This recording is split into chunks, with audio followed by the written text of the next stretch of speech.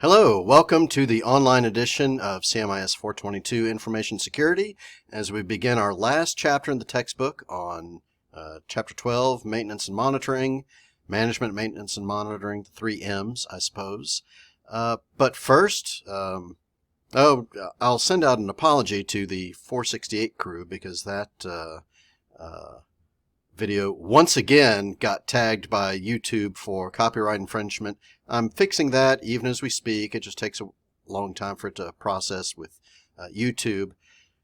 This is an ongoing process, right? Faculty are still trying to figure out how to do this online thing. I'm trying to do a little better every day, so you'll notice the professional black drape backdrop, so you don't have to see my messy shelves anymore. I don't know if that looks any more professional or not. And also I've got this new mic that I'm testing out just to see if I can improve the audio quality. So you'll have to give me your feedback, let me know if this helps at all. I did order another camera, a high-def camera, but of course you can't have one for love or money. It'll be several weeks before that gets shipped out to me, and then it'll be too late. But that's okay. We try to get a little bit better every day. And let's see. Oh, a hat and a t-shirt. Different one for every lecture. So today I'm just wearing my one of my favorite hats, and actually a similar hat to the one that Paul Rogers wore when he opened up for Jeff Beck. Jeff Beck is a very famous guitarist who's been around since the 60s, started off in the Yardbirds, did a lot with Rod Stewart, and because I'm not going to get caught by YouTube again, but I'm kind of a jackass and I just can't stop myself from doing this. I still want to play a little clip, so we're going to do it this way. Let YouTube try to figure this one out.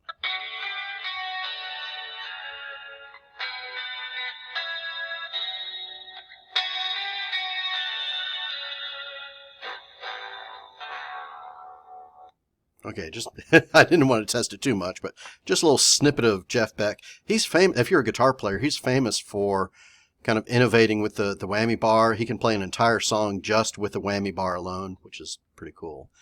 So check him out if you've never heard him before. Go ahead and mark your calendars. I will send out the Zoom invite info, but I didn't want to get people in 468 confused with the different Zoom sessions, so I'll send this one out towards the end of the week. An invitation to join me live, not in person, but live on Zoom on April 20th, and we will start to review for the exam together. I'll be posting the exam guide on Blackboard soon. Your third and final exam will open up on April 22nd, and just like exam number 2, I'll give you a window of time, a couple of days in which to take the exam, just to give you just as much flexibility as I possibly can. Your homework, homework number 7, I think I just posted on Blackboard.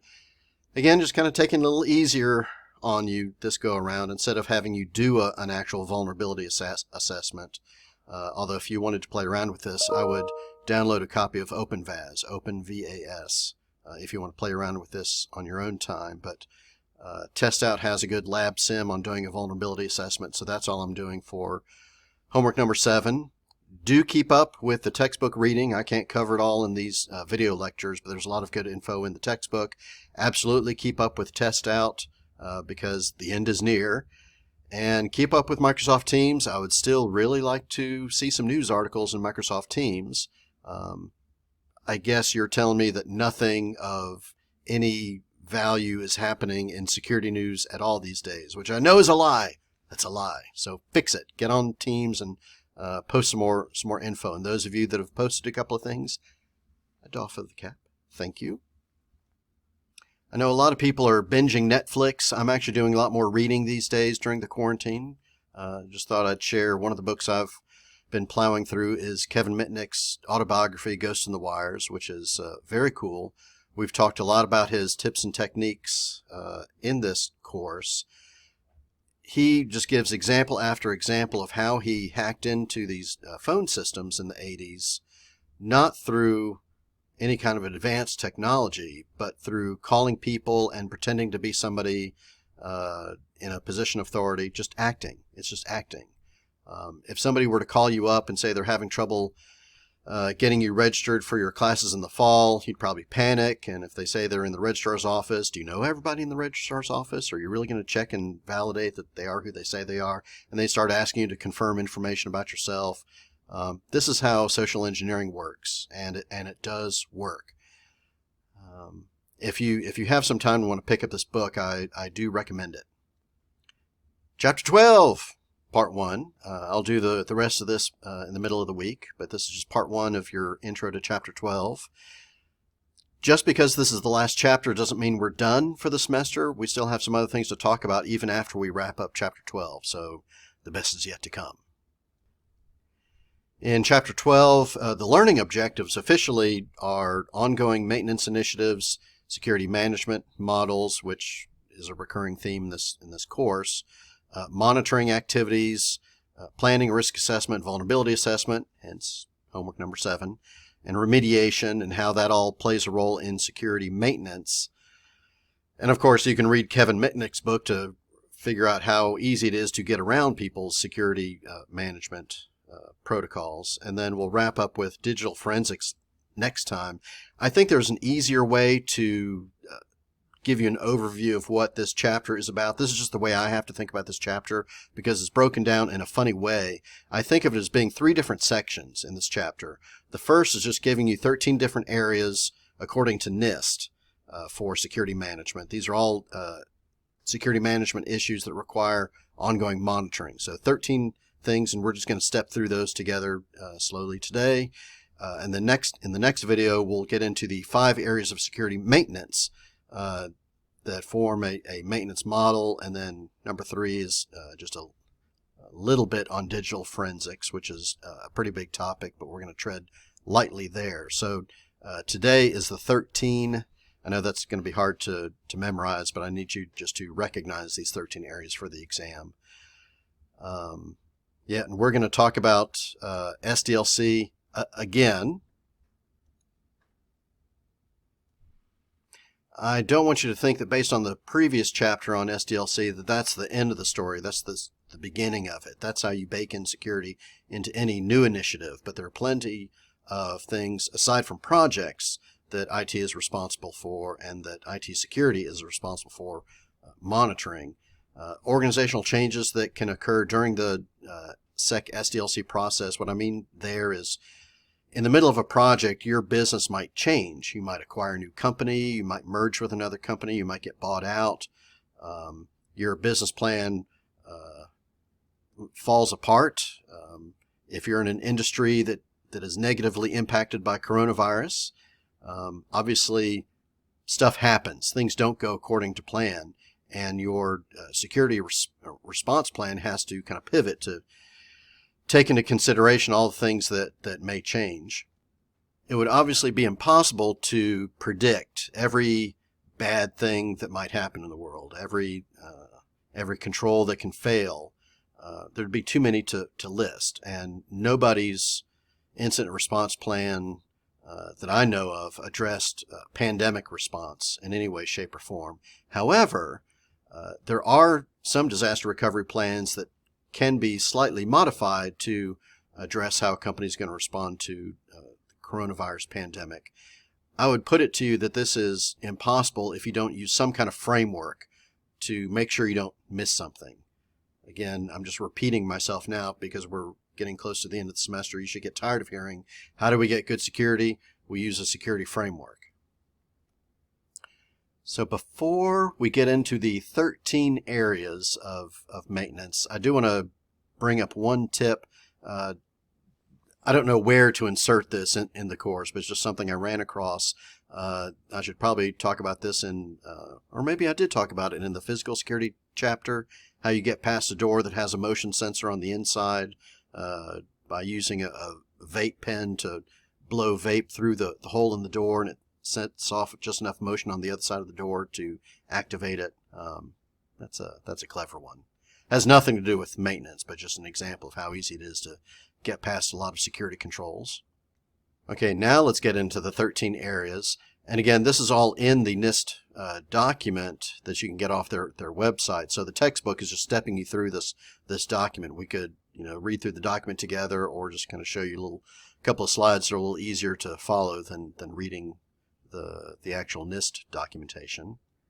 I think what's interesting in this chapter, otherwise it's kind of a bland chapter. What's interesting, it does a great job of helping you to visualize all the different jobs that are in cybersecurity. So each one of these 13 areas is a separate job. So there are lots of careers. Some are more technology focused than others. Some are more managerial. Some are more administrative. Depending on your skill set, there are lots of jobs out there. Okay, number 1 of 13. Let's go. Number 1 is governance, information security governance. I don't want to rehash what we talked about in the chapter on policies, where we got into the definition of governance. Just remember that governance is the highest level of, well, it's even above management in an organization. It's how you manage. It's how you are going to use all of your policies and procedures and process documents. And it is so important that this is becoming kind of its own C-level, C-suite level officer in a lot of organizations, a governance officer, sometimes a data governance officer in the company. And because it's so important, this is something that needs to be managed. If it's important to manage, we have to measure it. How can we tell if we have a good governance model? How can we tell if our governance is working or not? How can we measurably, demonstrably, based on data, based on evidence, improve our governance over time? I would put it to you that one way of measuring the success of your governance model is to make sure that everybody's following all the SDLC steps. Well, how do you make sure that everybody's doing all the kind of security steps that are built into each phase of SDLC? Well, you audit them and report on them and measure everybody's progress over time. Number 3 is CETA, Security, Education, Training, Awareness. Remember, in a prior chapter, education, training, and awareness are 3 completely different things with different purposes, but they get kind of lumped together as CETA because this is a soft, fuzzy area when you're trying to make employees aware of how not to respond to social engineering and phishing and whatnot. There are ways to measure your progress. You can test employees. I think gamification is a strong way to get company employees to care about this a lot more. In fact, 2 days ago, a former student reached out to me on LinkedIn asking for some help with CETA because his organization is struggling to come up with a good education strategy for how to keep their employees from clicking on all these phishing attempts. And of course, I shared a couple of sites with them, but there are a ton out there. But it's all for naught if you don't measure the results. If you just kind of passively send out a bunch of links to all your employees and you don't measure the response, there's almost no point in doing it, or you'll have no way of knowing if you're successful or not. Number 4, money, money, money. Once a project is fully implemented, that doesn't mean you stop spending money. So every piece of technology, everything in the organization has to continually kind of justify its existence. And the way we justify things is typically based on money, whether it's adding value to the organization's mission or not. Number 5, your interconnecting systems need constant maintenance and management. Now, what do I mean by an interconnected system? Another organization that you're regularly exchanging data with. Now, the most likely example would be a cloud vendor. Amazon Web Services, Microsoft Azure, Google's Cloud, Rackspace, whoever you're storing your data with, even somebody like Dropbox, if you're using the business version of Dropbox, you need to have some kind of interconnection security agreement. Whether you call it an ISA or not, you're going to have some kind of signed contract with that organization because you can't outsource responsibility for security to another organization. You're still responsible for it. Do check out table 12.3 in the textbook. This is a cool cheat sheet of things to watch out for. Also, FYI, I'm teaching a graduate level class in the fall. Those of you that are either coming back for a graduate degree or you're still a grad student right now, CMIS422 is going to be taught as a special topics course on managing the cloud, and I'll include some cloud certifications as part of that course this fall. Number 6, performance measures, KPIs, key performance indicators. This is how we keep score in industry. And these are things that are not static. They have to change. So obviously the way that the metrics that you care about for this class are things like grades, is how we measure performance. We have to be somewhat flexible in our grading, because I couldn't keep exactly the same grading structure given the current quarantine situation that I wanted to do at the beginning of the semester. So metrics have to be somewhat flexible based on business conditions. So KPIs, and you can manage you can't manage what you don't measure, or conversely, you can only manage what you measure. This was a lesson from MBA and from all of my management roles that just I had to learn over and over and over. If it's worth keeping up with, it's worth wrapping some number around it to track it, and then report on it on a regular basis, and then do something about it with the results. Excuse me. Sorry about that. Had a coughing fit and had to take a drink. We need performance measures in all three areas of an information system. So if an information system is always made up of technology, people, and process, we can have performance measures around all three of those. Now, technology we talk about a lot, but I would put it to you that the other two need at least as much attention. So around the process side, you can measure how often those documents are being reviewed and updated.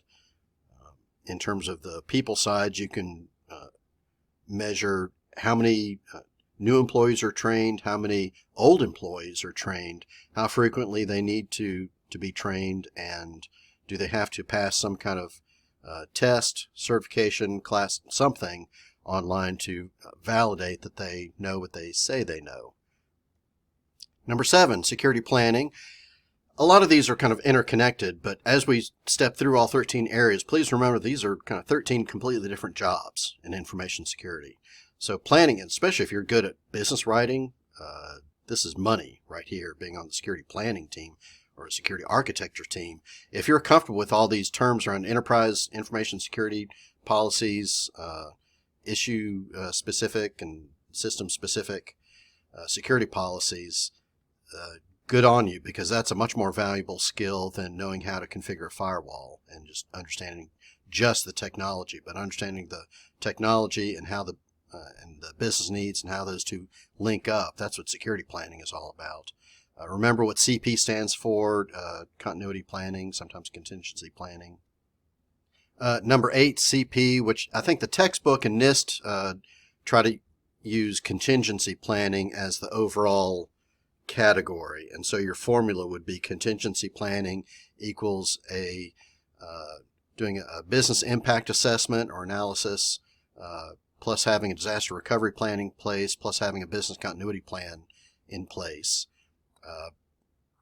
These terms are not used exactly the same way for every organization. Now, did coronavirus dramatically test everybody's contingency plans? Yes, most people were caught without even having any kind of contingency plan, and we had to scurry around to come up with them quickly. Well, during a crisis, that's exactly the wrong time to come up with a plan. Planning needs to happen ahead of time. Yeah, and we're learning that. Number 9 of our 13 areas, risk management is a very popular job title, I would say. Risk management analyst. This could be an entry-level job straight out of college. This is covered in depth in Chapter 5, which we skipped kind of intentionally because I wanted to give you my simpler 1, 2, 3 approach to risk management, where you're identifying all the possible threats, you're analyzing the likelihood and the business impact of them in order to prioritize what you're going to go after, and then step 3, you're doing something about it. You're coming up with a risk mitigation plan, how you're going to address the top priority risks that you identified. I think it's an easier way to think about it. There's no reason to make it complex. It's going to get complicated on its own. Number 10, certification, accreditation, security assessment. Well, how do we assess security? Typically by conducting an audit. Being a information security auditor, or more generally an IT auditor, is a great first job straight out of college, because you need kind of this general skill set. If you're not sure what to specialize in, doing IT audits is a great kind of introduction to every aspect of a business. Now, all audits are based on some kind of framework. Might be the NIST framework, might be ISO, PCI. So the School of Business goes through an ACSB audit to get reaccredited every few years. Ours is coming up next year. Number 11, security services and products acquisition. I would say this is the process of, a lot of this is onboarding of new equipment. But in terms of which products you're acquiring, when and how and why, and justifying it, that's where these cost-benefit analysis skills that you get in, frankly, CMIS422 come into play. There's always a build or buy decision. Is it cheaper, more effective for us to do it in-house or outsource it? Anytime you're doing any kind of new product acquisition, there needs to be an RFP, or request for proposal, that needs to have a security section so that the vendor can reply on how they address security threats, what their privacy policy is, and how they carry that out, how they handle compliance with various government regulations. And then you have to make sure that when you're acquiring new things, that they're compliant with the current architecture, which you'd be surprised how often this is a problem. And then especially once you get the new gear in, to harden it. And one more time, hardening is making sure the firmware is up to date, or the operating system is up to date and patched. Any processes that don't need to run are disabled. Any services that don't need to run are disabled. Any applications that are installed that don't need to be there are uninstalled. This is hardening down a new piece of gear. And so this might be a unified threat management system, might be a router, might be an intrusion detection system, might be a firewall, and anything can be hardened. Servers especially Microsoft servers. Number 12, we're getting there out of 13. We're at number 12 now, incident response. This is probably the most common kind of career option for people looking for an entry-level job in IT, would be on the incident management team, otherwise known as the help desk, or if we're using the ITIL framework, we call it a service desk, but it's very similar. The difference between a service desk and a help desk helps you with problems. A service desk can initiate any service, any request that comes into IT, including incident requests for help. Yeah, I think I get into ITIL in another lecture, but ITIL is a separate framework that gets into the difference between incident management and problem management. Problem management are recurring chronic problems. Incidents are one-off. I'm getting this error message. It is important to know, just statistically, what the number one most reported incident in any organization, in any industry, in any country around the world is. Number one, password reset, which is why enlightened companies are going to automate that so that there's no need to call up a person. They're going to have some kind of automated password reset functionality, because otherwise you're going to drown in password reset requests. The final area, number 13, configuration and change management. These are terms that they're heavily used in ITIL, to be honest. This is probably the most complicated area, but change management is a little easier to understand. That anytime you're making a change to your production environment, it needs to go through a rigorous approval process, testing process, communication process, and nobody's surprised by the change that you're making. Having some kind of back out process in case things go wrong. That's all part of change management. I don't recommend this as an entry-level job. It's a thankless job. Configuration management is kind of the global inventory of everything you've got in your technology portfolio. I don't know. It's everything you've got company-wide, not just every piece of hardware, every piece of software, every single service, every document, configuration document related to technology, all goes into some kind of configuration management system, so that you know which servers aren't patched, for example, or due for getting a firmware upgrade, what operating system every single device is using, just dozens and dozens and dozens of columns that are kept up with in configuration management. You usually need a pretty specific piece of software, not just Excel, to keep up with all the configuration parameters that you want to track across the entire enterprise. This is a complicated job. This is more an architectural level for somebody with a lot of experience. Don't apply for any configuration management position straight out of college. That's just a tip from your Uncle Tim.